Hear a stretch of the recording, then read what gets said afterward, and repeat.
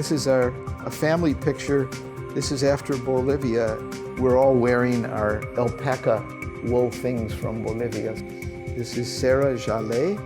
This is Katura Mona. And this is my wife, Shelley. I can't remember his name.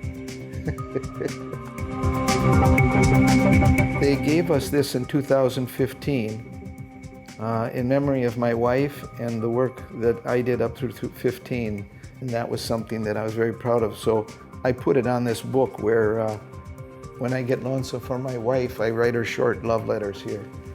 Both of my daughters have asked to read it, and I said, not while I'm alive. Good morning, sweetheart. I love you. I can't wait to see you. I can't wait to see your beautiful spiritual self. I can only imagine your radiance and sparkle. You are so very special, so kind, so beautiful. Good morning from planet Earth. Love, David.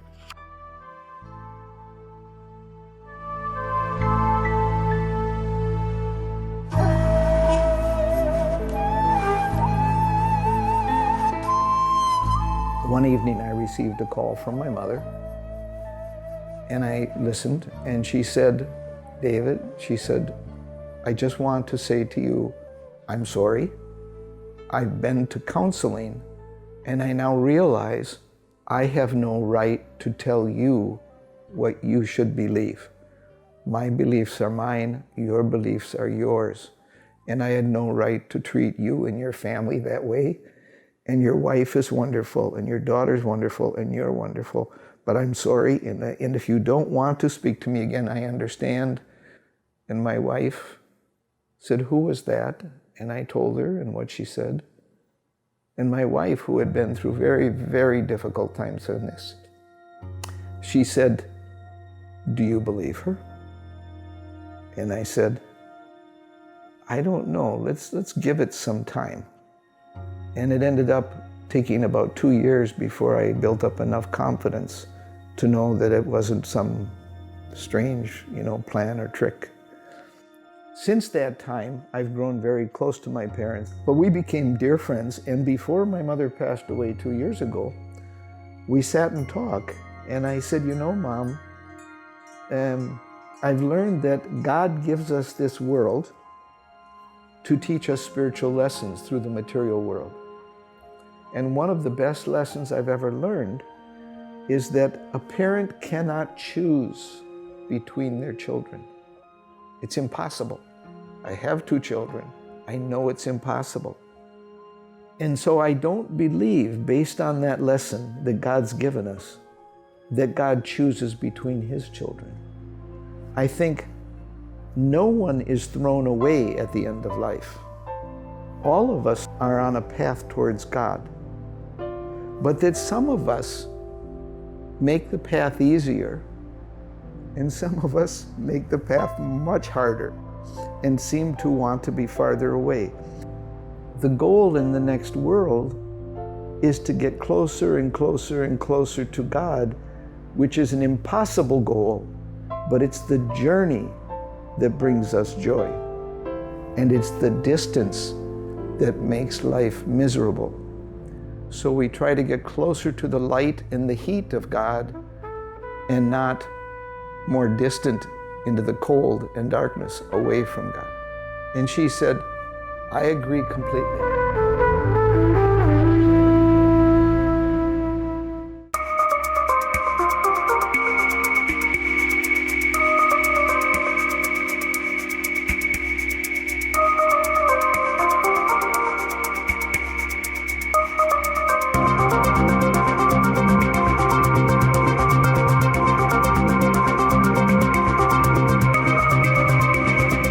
My name is David Hansen.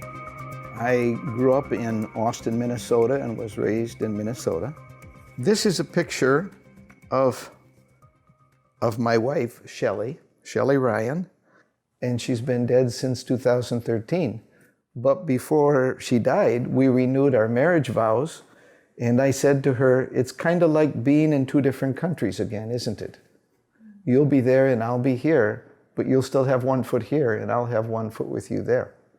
And we said, yes, see you farther along.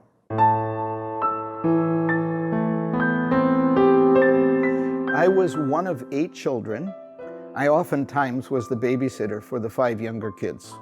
So that really ended up giving me a very special relationship to them, which I appreciate today. My father had, he sort of grew his spiritual beliefs after knowing my mother. But my mother was very deeply rooted in spiritual beliefs, and she was a very strong Catholic. I would sometimes go out during the week, in the middle of the week, with her to the migrant farm center, where she would sort clothes or help cook food for the migrant families that came to work on the farms. One evening I was at home and I overheard my mother make a comment about a friend of ours. And she was in college, but she had fallen in love and was getting married to a man that was Hindu from India. And she had chosen to leave the Catholic Church and become Hindu. And my mother was not happy and was just saying how that was just so terrible. And it really affected me, the comment, that all of a sudden her views had changed really about the person.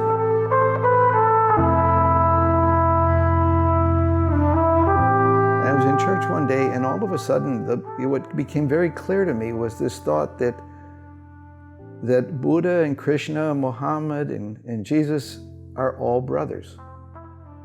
And the next thing I realized was, oh boy, am I in troubles. Because I knew that thinking that way was going to put me in trouble with my mother and the priest. So I just kept it to myself as best I could from 12 to about 18, but as I got older, it became evident that I wasn't going to communion or doing things that I probably was expected to do. I still type with 2 fingers because they would not let me take typing class because they knew I would never finish high school or go to college. But my dissertation was 240 pages and I had 40 revisions. That was a lot of typing. Yeah.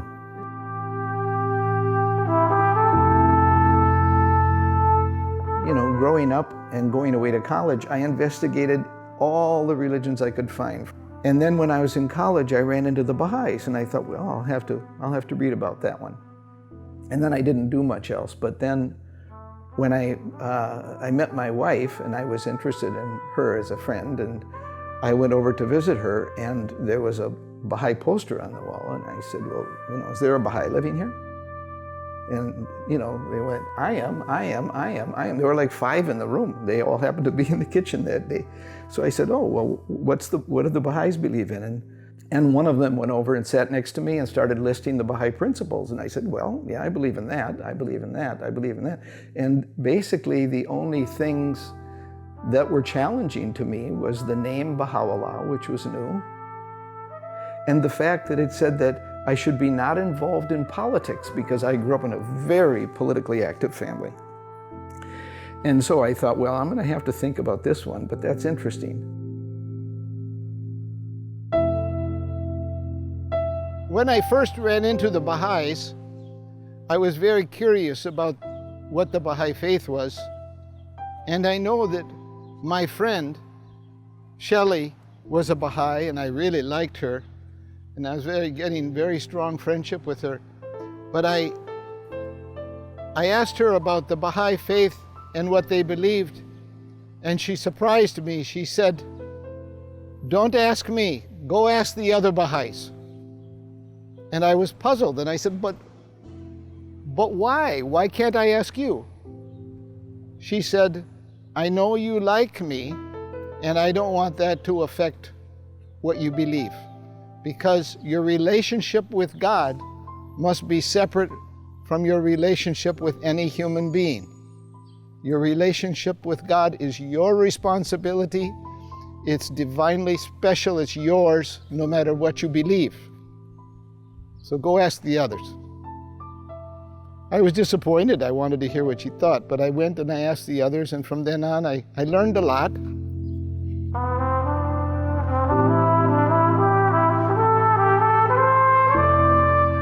day when they were all out getting an ice cream cone in the middle of the summer day, I waited till they were gone, and then I walked over and I looked for one book that was written by Baha'u'llah, any one of them.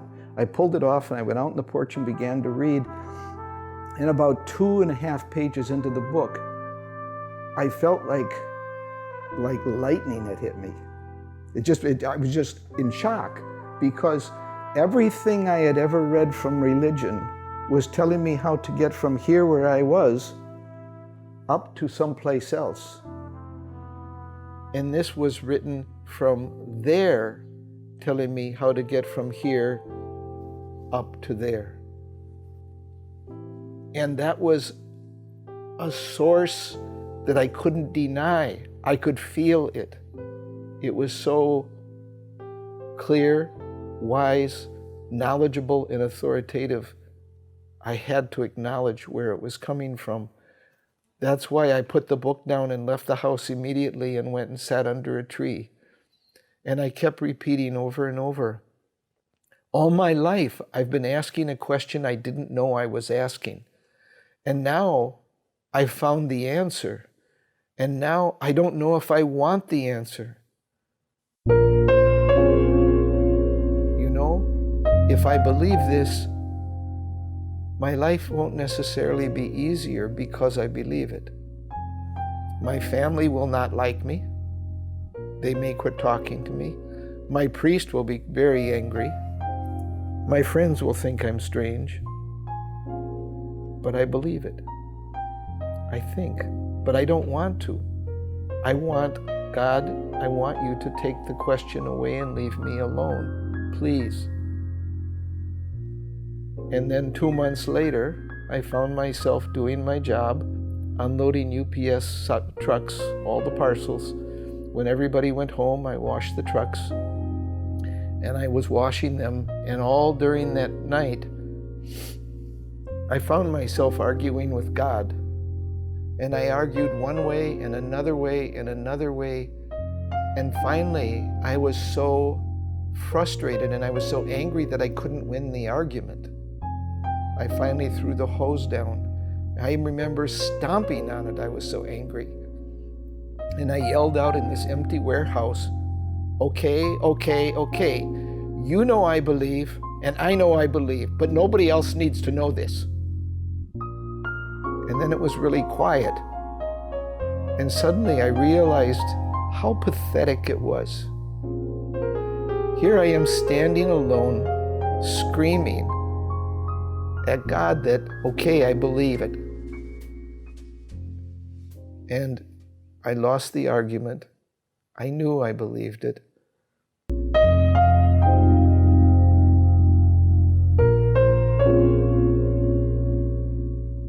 And so I spent the next couple months not telling anybody. And eventually I just needed to share it with the other Baha'is.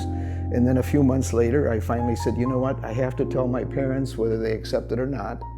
I told my parents, and their first reaction, they thought that it was just a thing I'd go through, that I'd be in and out of this in 3 or 4 months.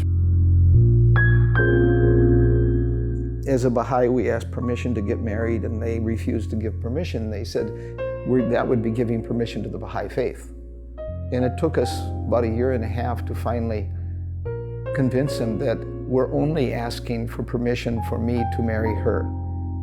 They're not agreeing to the Baha'i faith. And so finally they gave permission, and we had a wonderful wedding, and my parents were there, and my family was there.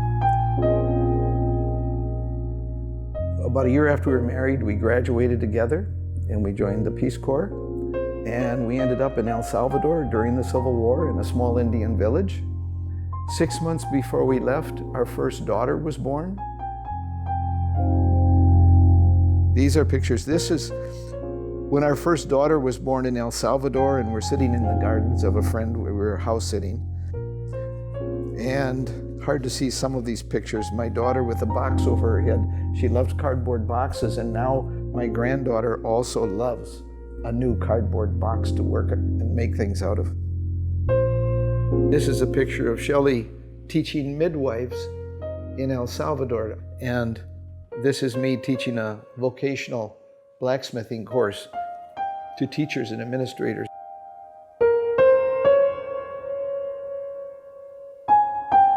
But what happened was during that time, my family became more and more upset with me being Baha'i.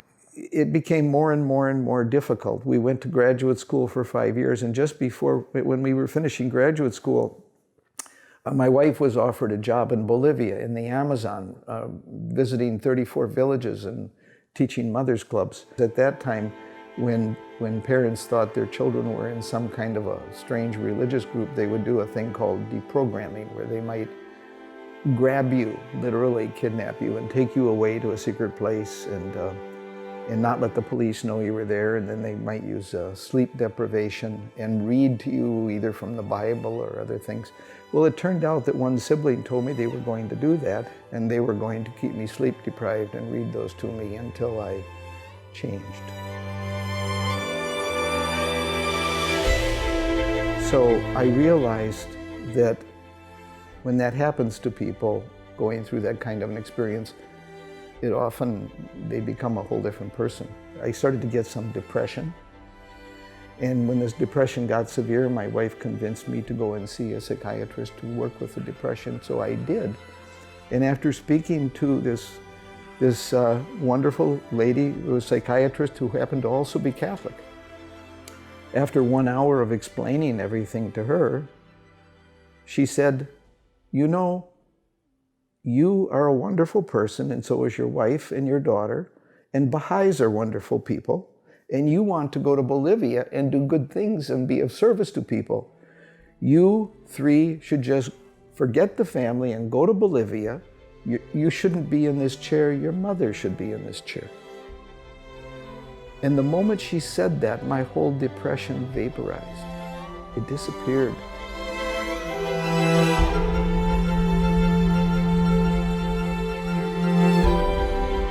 We came home for a visit, and at that point I received a phone call from my father, who told me that all of my things were in the garage and I should come pick them up.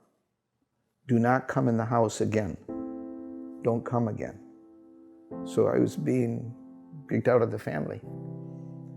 And my wife went with me to pick those up. It was very, it was hard, very difficult.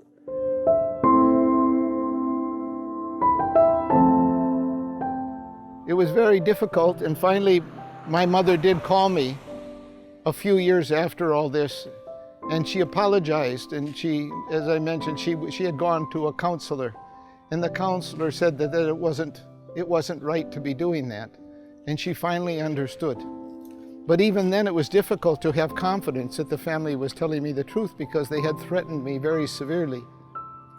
So finally, after a few more years, then my brother contacted me and asked me to help him to arrange a family reunion. So for the first time in almost 11 years, we all came together. It struck me as rather coincidental and interesting that the day that they threw the Baha'i out, the family unity dissolved like sugar in water. And then after they accepted that the Baha'i was okay, then the Baha'i was able to help bring about the unity of the family again. And I took that as a serious lesson, because since that time, I've dedicated much of my energy and goals towards building the unity between all of my siblings and parents, no matter what challenges they faced, and they had severe challenges. But I always tried to constantly bring them together.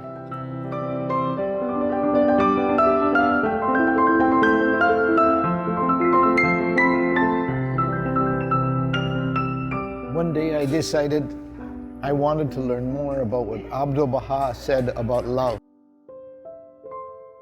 So I did a search on the word love in the writings of Abdu'l-Baha, and I collected everything I could find with love in it. And I found some really beautiful things, but I found one particular quote in which it just made me just stop, and I was stunned. And so right today, one of the biggest mysteries in physics is the nature of gravity, because we know that every particle in the universe has a gravitational force on every other particle.